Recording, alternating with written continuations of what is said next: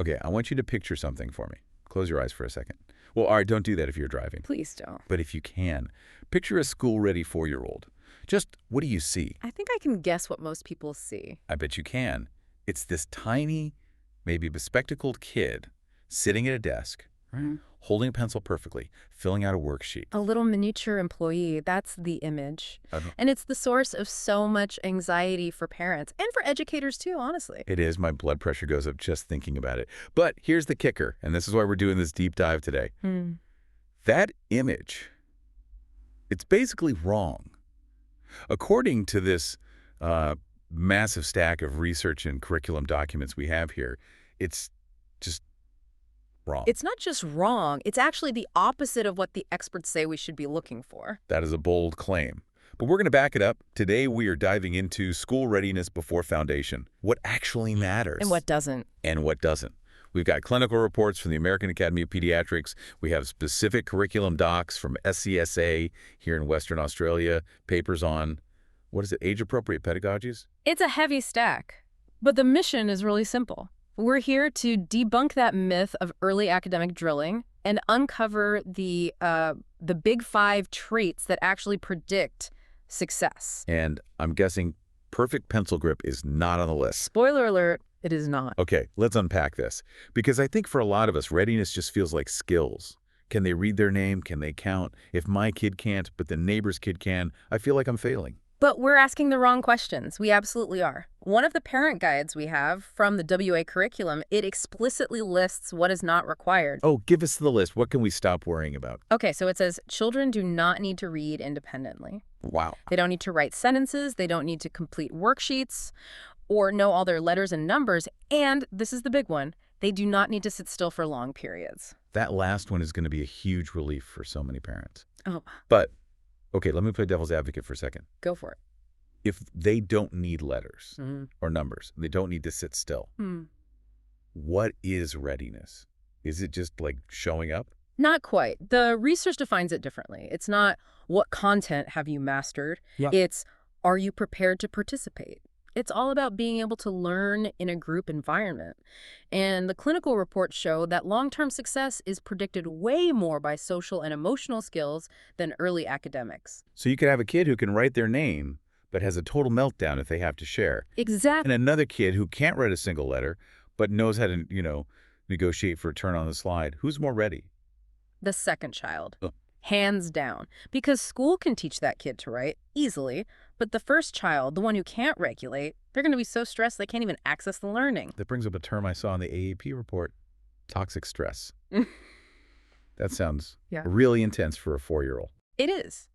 The sources warn that pushing that formal instruction too early, before those emotional foundations are there, it just leads to disengagement. You burn them out before they even start. Right. It's like trying to install software before you've even built the hardware. The hardware is that emotional regulation. Okay, that's a scary thought.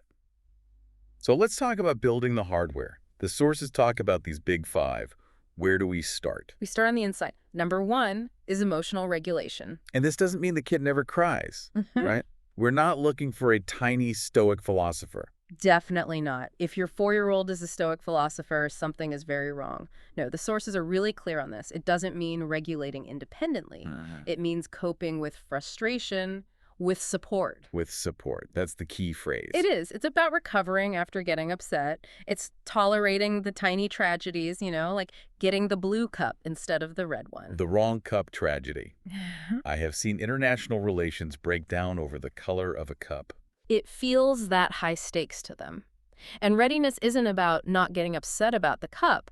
It's about being able to be soothed, letting you help them calm down. It's co-regulation. Co-regulation. They're borrowing your calm because they don't have enough of their own yet. I love that. Borrowing your calm. Okay, so once they're learning to handle their internal world, I guess that leads to the external one. Exactly, Yeah. which is number 2.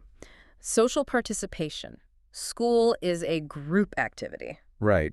Sharing, taking turns, that kind of stuff. Yes, But again, lower the bar. It's not about perfect etiquette. It's about engaging with other kids and being able to accept some adult guidance. It's just having the chance to practice. It's the friction that teaches them. That's it. You need that friction. Yeah. I want the truck. He has the truck. That little problem-solving moment is school readiness. Okay, so we've got a kid who can regulate with help and can hang out with other kids.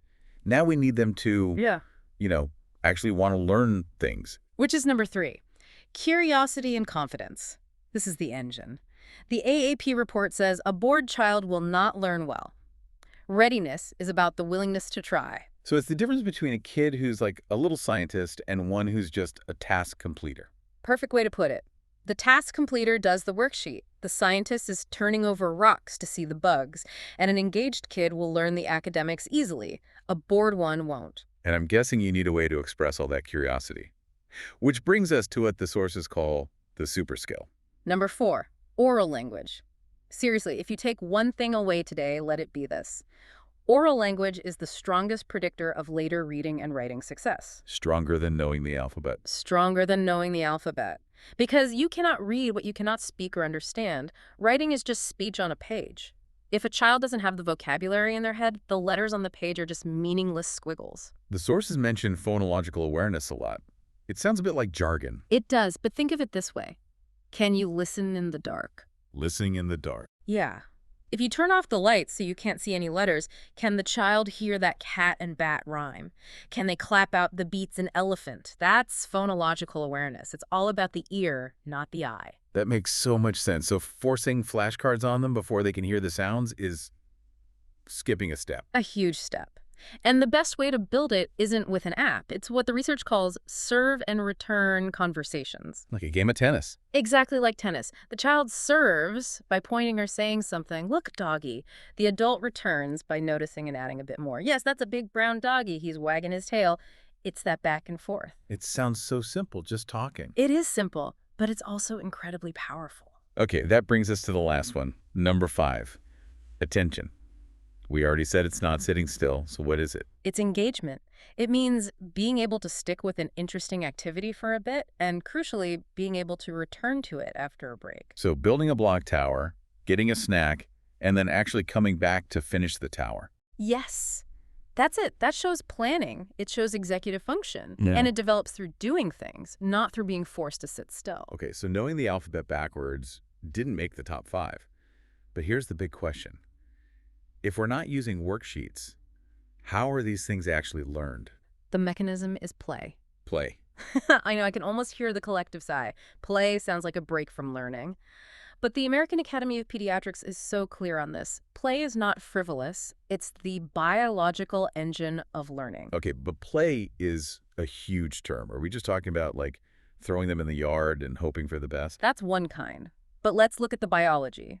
Play literally builds executive function. That's your brain's air traffic control system for planning and self-control. Give me a concrete example. How does playing restaurant build brain structure?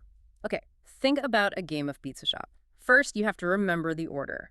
Cheese, no pepperoni, that's working memory. Then, you have to stop yourself from just eating the fake pizza. That's inhibitory control.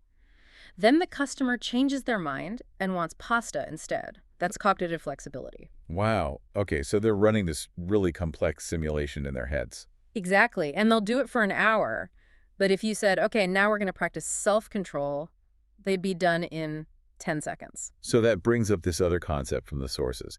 There's free play, but then there's guided play. And this seems to be the secret sauce. It is the secret sauce. Let's use a shape sorter. Okay, plastic bucket, blocks. Got it. So direct instruction is put the square in the square hole.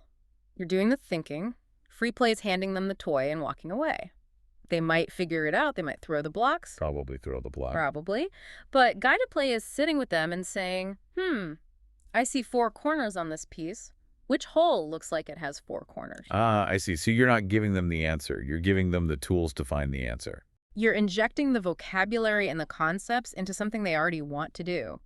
And the research shows this kind of play often gets better results than direct instruction because the child stays motivated. You're like an educational consultant for their game. That's a great way to put it, yes. I want to shift to the actual curriculum documents because there is such a massive gap between what the curriculum says and what parents think it says. A huge gap. The foundation year, or pre-primary here in WA, is defined as a transition year. It is not year one junior.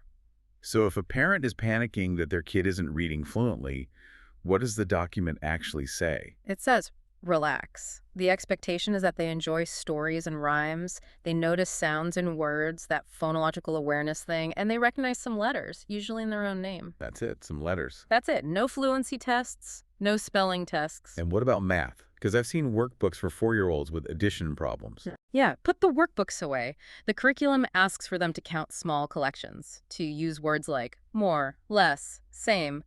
It's about the concept, not the written symbols. So can you see if this pile has more apples than that pile? Precisely. That is real mathematical thinking. The other thing that stood out in the WA docs was assessment. I think we all imagine kids sitting a test. Nope. It's very clear. Assessment is done through observation. The teacher is watching them play, listening to them talk. Worksheets are explicitly mentioned as not required. So if you don't get a folder of worksheets sent home, that might actually be a good sign. It might be a very good sign. It probably means the educator is focused on the things that actually matter at this age. Okay, I hear you. The research is there, the curriculum is there. But The but. when I'm at the park and I hear another parent say, oh, Timmy's already reading chapter books, it is so hard not to panic. Are we sure this play advice isn't letting our kids fall behind? That's the core fear, isn't it? But the research is really direct on this. Yes, drilling might give a short-term boost. Timmy might know his flashcards a month earlier. Right. But that advantage completely washes out within a few years. By year 3 or 4, everyone's leveled out academically. So the head start just vanishes. It vanishes. But the disadvantage, the loss of curiosity, the anxiety, the task completer mindset, that can stick around. You might gain a reader at 4, but lose a learner by 7. Gain a reader at 4, lose a learner by 7. Wow, that hits hard. It's the trade-off. The real head start is that emotional regulation and oral language. Those are the skills that compound over time. So for parents and educators listening, what are the green flags? If I'm watching my kid, what tells me, okay, they're on track? Are they talking? Are they playing? Are they asking why? 100 times a day? Oh, the why phase. I know it well. It's a sign of a healthy, curious brain. If a child is engaging with the world and with you, they are meeting the curriculum. You mentioned inquiry learning. What does that look like? It's just following an interest down the rabbit hole.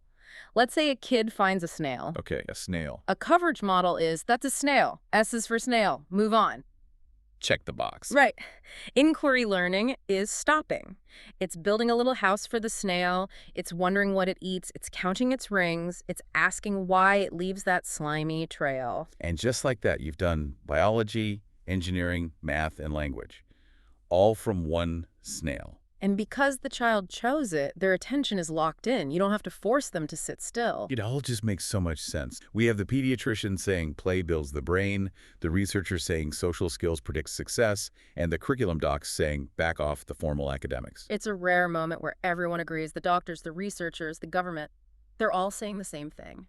And yet the cultural pressure is still so strong. It is. It takes real courage for a parent or an educator to say, nope, we're building a fort today instead of doing worksheets.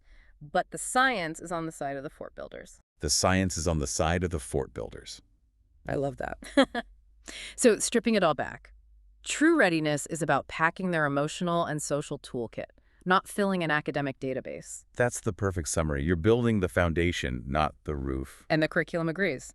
Push the academics later, prioritize the play now. It's written right there in black and white. Before we wrap, I just want to leave our listeners with one final thought to chew on. We've laid out all this evidence that play is literally the work of childhood. It builds executive function, it buffers stress, it teaches everything. We've got the receipts. So here's the question. If the research proves that play builds the exact skills needed for adult success, problem solving, collaboration, emotional control, why do we still feel that little twinge of guilt when we see children just playing? Why do we struggle so much to trust the very process that evolution designed for learning? That is the question we all need to ask ourselves next time we reach for a flashcard instead of a block. Trust the process, trust the play. Thanks so much for this deep dive. My pleasure. Thanks for having me.